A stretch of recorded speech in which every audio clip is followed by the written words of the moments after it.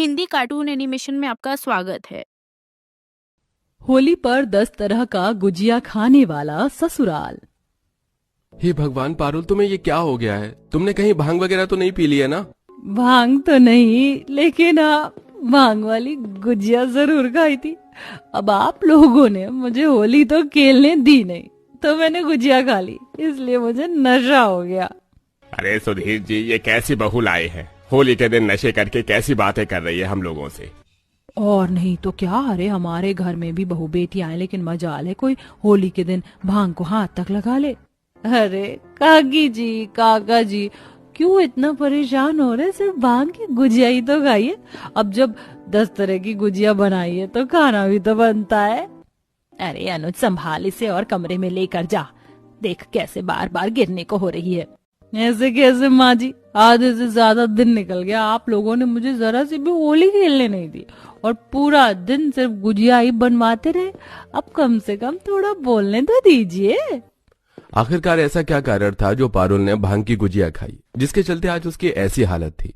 घर में आई सभी मेहमानों के सामने खड़े होकर पारुल कुछ भी उल्टी सीधी बातें करे जा रही थी। और क्यों पारुल के ससुराल वालों ने उसे होली पर होली ही खेलने नहीं दी? आइए इन सभी चीजों को जानने के लिए कहानी में थोड़ा पीछे चलते हैं। यार, मुझे तो लगा था कि तू होली बनाने के लिए इस बार अपने मायके आएगी और हम साथ में होली खेलेंगे। मेरा मन तो है, लेकिन शादी के बाद ये मेरी पहली होली है और मैं चाहती हूँ कि शादी के बाद की मेरी पहली होली मेरे ससुराल में बने। तो फिक्र मत कर, नेक्स्ट ईयर जब मैं अपने मायके आऊंगी तो हम दोनों साथ मिलकर होली खेलेंगे। चलो मैं रखती हूँ, लगता है माँ जी सामान लेकर आ गई है। काफी सारी तैयारी करनी है, शाम को बात करती हूँ, बाय। पारुल अपनी सहेली उमा को कॉल कट करती है और जल्दी से हॉल में जाती है, जहां पर उसके सास सुषमा और नंद कनिका ढेर सारा होली का सामान खरीद कर लाते हैं। माँ जी, कनिका, आप लोग आ गए बाजार से? आप बैठिए, मैं आपके लिए जूस लेकर आती हूँ। भाभी आप वो छोड़िए और ये देखिए हम होली के लिए क्या क्या सामान लेकर आए हैं। मैंने तो अपने मनपसंद रंग के सारे गुलाल खरीद लिए और साथ में ही पिचकारी भी और गुब्बारे भी। इस बार तो हम भी गुब्बारे में पानी भरकर लोगों को मारेंगे। इतनी बड़ी हो गई है लेकिन इसका बचपन अभी तक नहीं खत्म हुआ। तुझे पता है, जब ये छोटी थी तो हमेशा कॉलोनी के लोगों को गुब्बारे मारती थी। सभी आपस में बात कर ही रहे होते हैं कि तभी एक मजदूर उनके घर पर 2 बोरी भरकर मैदा लेकर आता है। ये लीजिए मालकिन, आपकी 2 बोरी मैदा। ये लो तुम्हारी बख्शीश और ये तुम्हारी होली की मिठाई के लिए। अरे माँ जी, आपने ये 2 बोरे भरकर मैदा क्यों मंगवाया? अरे बहू, तू तो जानती है कि होली पर गुजिया बनती है और हमारे घर पर होली पर हर साल काफी सारे मेहमान आते हैं, इसलिए मैं हर साल इतना ही मैदा मंगवा कर गुजिया बनवाती हूँ। इस साल तो मेरी बहू अपने हाथों से गुजिया बनाएगी। अरे माँ जी, आप फिक्र मत कीजिए। शादी से पहले मैं अपनी माँ के साथ हर साल होली पर ढेर सारी गुजिया बनवाती थी और वैसे भी गुजिया के बिना तो होली बिल्कुल अधूरी सी है। कुछ दिन गुजर जाते हैं और आखिरकार होली का दिन आ ही जाता है। सभी लोग होली पर नए सफेद रंग के कपड़े पहनकर तैयार हो जाते हैं और सुबह सुबह ही नाश्ता कर लेते हैं। वहीं पारुल ने एक रात पहले ही गुजिया की सारी तैयारी कर ली थी। सुबह सुबह ही पारुल पूजा के साथ ढेर सारी मिठाई और अलग अलग तरह की नमकीन पकवान बनाकर तैयार कर देती है। पहली बार सुबह सुबह जल्दी उठने का इतना अच्छा फायदा हुआ है। समय रहते ही सब कुछ हो गया, अब जाकर आराम से होली खेलूंगी। पारुल खुश होकर जैसे ही बाहर होली खेलने के लिए जा रही होती है कि तभी उनके घर कुछ मेहमान आते हैं। सुधीर मेरे दोस्त, होली मुबारक हो तुझे। हमारे हो तुम दोनों, सुबह से तुम दोनों का इंतजार कर रहा हूँ। अरे यार क्या करे, तू तो जानता है होली है और रास्ते में इतना लंबा जाम लगा था, लेकिन हम फिर भी आ गए। घर पर मेहमान आता देख पारुल जल्दी से रसोई में जाती है और गुजिया के साथ साथ ढेर सारी मिठाई और नमकीन लेकर आती है। देखते ही देखते रमन और अशोक आधे से ज्यादा गुजिया खत्म कर देते हैं। तभी थोड़ी देर में कुछ और मेहमान उनके घर आते हैं। तुमने गुजिया तो बड़ी कमाल की बनाई है, लेकिन हमारे घर में हमेशा रंग बिरंगी गुजिया बनती है, तो अब तुम रंग बिरंगी गुजिया बनाना। हाँ, और मैं तो ज्यादातर खसखस का और नारियल की ही गुजिया खाती हूँ, तो मेरे लिए तुम ये गुजिया ले आओ। सारी गुजिया उन कुछ मेहमानों ने ही खत्म कर दी थी, जिसके चलते बेचारी पारुल अब रसोई में आती है और सबकी फरमाइश की गुजिया बनाने लगती है। 11 बज गए और मैं अभी तक गुलाल नहीं लगा पाई हूँ। सब लोग बाहर मजे से बैठकर गुजिया खा रहे हैं, होली खेल रहे हैं, और एक मुझे देखो, मुझे बनाने में ही लगी हुई हूँ। पारुल जल्दी जल्दी हाथ चलाती है और गुजिया बना देती है। तभी थोड़ी देर में कुछ और मेहमान आ जाते हैं। अरे चिंटू, तुम गुजिया क्यों नहीं खा रहे हो? भाभी तो बता रही थी कि तुम्हें गुजिया बहुत पसंद है। हाँ, लेकिन मैं सिर्फ ब्राउनी और चॉकलेट वाली गुजिया खाता हूँ, मुझे बाकी गुजिया नहीं पसंद। अभी जाकर चिंटू के लिए ब्राउनी चॉकलेट वाली गुजिया बना दो। लेकिन मैं तो नाम ही इनका पहली बार सुन रही हूँ, मुझे गुजिया बनाने ही नहीं आती। एक काम करती हूँ, बाहर से ऑर्डर कर देती हूँ। पारुल, अब कहाँ बाहर से ऑर्डर करोगे, होली का समय है, डिलीवरी भी इतनी आसानी से नहीं होगी। एक काम करो, मैं तुम्हें ऑनलाइन इसके वीडियोस भेज देती हूँ, आराम से बना लेना, और ज्यादा इसकी रेसिपी मुश्किल भी नहीं है। पारुल जब जब बाहर होली खेलने के लिए जा रही थी तब तक मेहमानों के लिए पारुल को अलग अलग तरह की गुजिया बनानी पड़ रही थी। 12 बज गए हैं, लेकिन अभी तक गुजिया बनाने में ही लगी हुई हूँ। आधा दिन निकलने को आ गया है। ऐसे तो मैं होली ही नहीं खेल पाऊंगी। शादी के बाद ही मेरी पहली होली हो रही है। किसी को भी ख्याल नहीं है कि नई बहू की पहली होली है, जाकर उसकी मदद करवा दे। ये सब तो होली खेल में लगे हुए हैं, और एक मैं हूँ। पारुल जल्दी जल्दी गुजिया बना देती है और अब जैसे ही पारुल होली खेलने के लिए जाने लगती है। अरे पारुल बहू, कहाँ जा रही है? बाहर घर में इतने सारे मेहमान आ रखे, जा जाकर उनके लिए गुजिया बना, शरबत लेकर आओ। कब से तेरी चाची जी भांग की गुजिया खाने के लिए कह रही है, मैंने भांग मंगवा दी है, जाकर गुजिया बना ले। लेकिन माँ जी, मैंने तो अभी इतनी सारी गुजिया बनाई है, और आज तो होली है, शादी के बाद ये मेरी पहली होली है। ऐसे तो मैं फिर होली ही नहीं खेल पाऊंगी। आप तो जानती है ना कि मुझे होली का त्योहार कितना पसंद है। तो गुजिया बनाने में तुझे कौन सा पूरा दिन निकल जाएगा, और होली तो अभी रात तक की है। तू जा आराम से गुजिया बना ले, फिर खेल लेना होली। देखते ही देखते पूरे घर में मेहमानों का डेरा जम जाता है। किसी को एप्पल और गुलकंद खाना था, तो किसी को टूटी फ्रूटी और ड्राई फ्रूट की गुजिया खानी थी। सुबह से लेकर दोपहर तक कम से कम 10 अलग अलग तरह की ढेर सारी गुजिया बन चुकी थी, और वो काफी थक भी गई थी। इन गुजिया के चक्कर में मुझे तो लगता नहीं आज मैं होली खेल पाऊंगी। काम करती हूँ, गुजिया ही खा लेती हूँ। गुजिया को खाकर ही होली मना लूंगी। पारुल ने जो 10 तरह की गुजिया बनाई थी उसमें से एक भांग की गुजिया भी थी। सभी मेहमानों ने सारी गुजियों को मिला दिया, जिसके चलते पारुल गलती से भांग की गुजिया खा लेती है और उसे नशा चढ़ जाता है। नशे में पारुल बाहर हॉल में जाती है और सबसे उल्टी सीधी बातें करने लगती है। अनुज, इसे कमरे में लेकर जा। क्या नाप शनाप बोली जा रही है सभी मेहमानों के सामने। नाक कटवाती इसने। सच कहा, नाक कटवाना कब से हो गया? सच कहना, नाक कटवाना कब से हो गया? आप सब जानते हैं कि शादी के बाद ये मेरी पहली होली है, और बहू पहली होली अपने ससुराल में इतनी धूमधाम से मनाती है। मिठाई खाती है, गुलाल से खेलती है, डांस करती है। मेरे भी यही अरमान थे, लेकिन सुबह से दोपहर हो गई, मैंने एक बार भी होली नहीं खेली। आप सब तो गुजिया खाने में और होली खेलने में और डांस करने में लगे हुए हैं। किसी को भी मेरा ख्याल ही नहीं है। मैं तो बस कभी किसी के लिए टूटी फूटी गुजिया बना रही हूँ, तो किसी के लिए चॉकलेट गुजिया। अब तो गुजिया ही गुजिया नजर आ रही है। माँ जी, आप तो चॉकलेट गुजिया की तरह दिख रही हैं। पारुल ये कहते कहते ही बेहोश हो जाती है।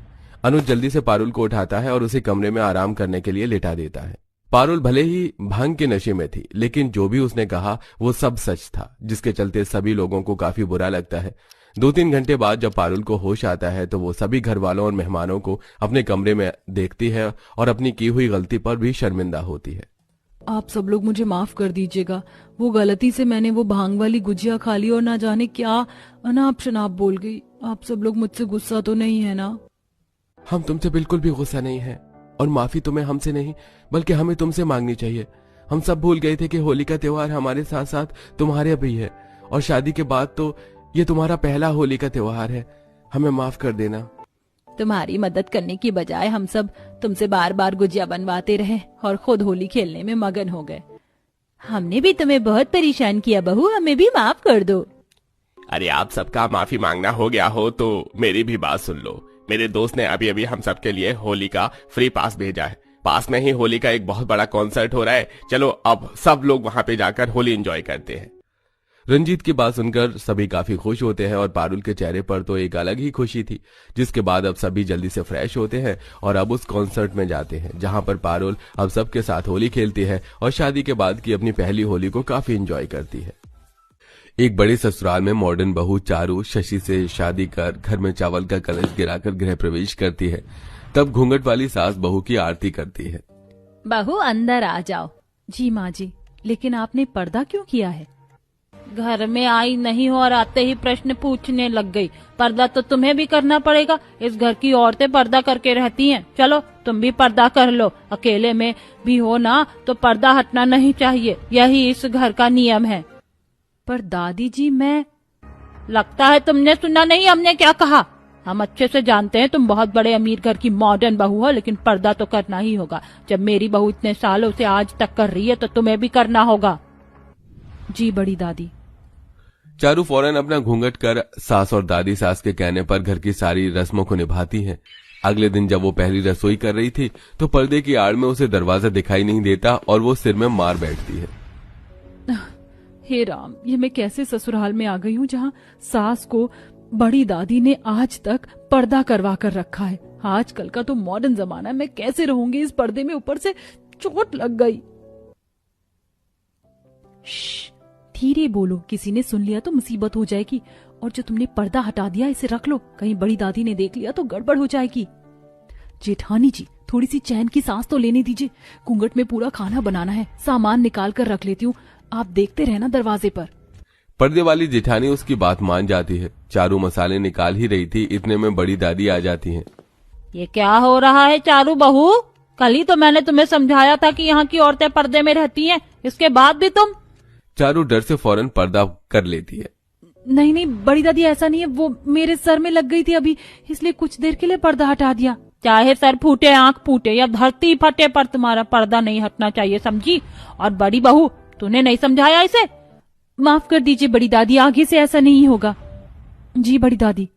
ये कहकर बड़ी दादी चली जाती हैं। कुछ देर बाद सब नई बहू के हाथ की पहली रसोई का खाना खाते हैं, जहाँ पर्दे के चक्कर में कटोरी की जगह टेबल पर सब्जी पूरी परोस देती है। अरे बहू, पर्दा तो मैंने भी किया है, पर तू ये क्या हरकत कर रही है? सॉरी माँ जी, गलती से हो गया। माँ जी शुरू कीजिए। बहू, अभी तेरी 3 नंद में से 2 नंद आई नहीं है। इस घर का नियम है कि जब तक डाइनिंग टेबल पर सब लोग ना आ जाएं, कोई खाना शुरू नहीं करता। हे भगवान, इस घर के नियम सुन सुन के तो मेरा दिमाग फट रहा है। यहाँ मेरे पेट में हाथी चूहा दौड़ रही हैं। ये पोता बहू, मन में क्या बड़बड़ाई जा रही है? मुझे साफ पता चल रहा है। इस पर्दे को और नीचे कर, तेरी ठोडी ना दिखे। जी माँ जी। अरे यार, बहुत जोरों से भूख लग रही है। चेतना देखकर आना। मोनिका कहाँ गई? मैं लेकर आती हूँ। चेतना मोनिका को कमरे में बुलाती है। इतने में दोनों बेटे भी अपने कमरे से डाइनिंग टेबल पर आकर बैठ जाते हैं, जिसके बाद सभी लोग खाना खा पाते हैं। खाना खाकर बहू को पहली रसोई का शगुन दे दिया जाता है। ऐसे ही वक्त गुजरता है। मॉडर्न बहू ने कई सारी चीजें अपने मन में दबा ली थी। ऊपर से घर की सारी औरतें पर्दे में रहती थी। एक दिन चारू शशि से कहती है, शशि, हम दोनों को कितने दिन हो गए एक दूसरे के साथ प्राइवेट टाइम ही नहीं मिला। मुझे कैंडल लाइट डिनर पर जाना है तुम्हारे साथ, चलो ना, मुझे कल लेकर चलो। यार, तुम बड़ी दादी का गुस्सा जानती हो ना। इस घर में कोई बाहर जाकर खाना नहीं खा सकता। भूल जाओ, हम बाहर तो नहीं जा सकते। इसका मतलब शशि, मैं जिंदगी भर इन लोगों के साथ ही खाना खाऊंगी? क्या हमारा अपना कोई टाइम नहीं है क्या? आइडिया, तुम बोलना मेरे पेट में बहुत दर्द हो रहा है, मुझे डॉक्टर के पास ले जाओगे। इसी बहाने हम रेस्टोरेंट में खाना खाकर आ जाएंगे। चलो ठीक है, ट्राई करता हूँ। अगले दिन से पर्दे वाली बहू पेट दर्द का नाटक करती है और जब पति ऑफिस से घर आ जाता है तो पर्दे में उसे बाहर ले जा रहा होता है। तब बड़ी दादी, शशि, तू बहू को कहाँ लेकर जा रहा है?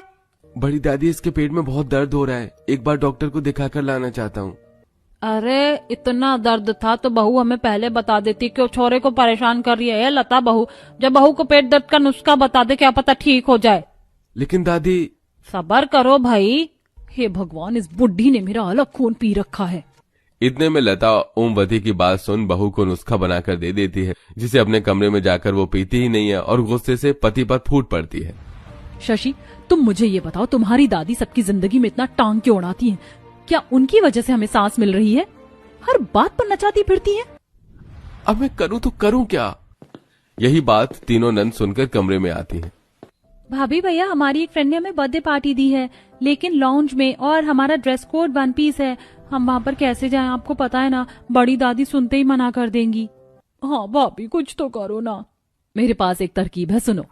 चारू की तरकीब सुनते ही तीनों नंद खुशी से उछल पड़ते हैं और शशि के चेहरे पर 12 बज जाते हैं। फिर दोनों नंद बुर्का पहन मोनिका के साथ जा रही होती हैं। तभी बड़ी दादी शक की नजरों से देखकर उसे रोकती हैं। ए मोनिका, ये तेरी दोनों सहेलियां कौन है जो बुरखे में घर के अंदर आई हैं? दादी, वो ये मेरी फ्रेंड है, कुछ कॉलेज के काम से नोट्स के लिए आई थी।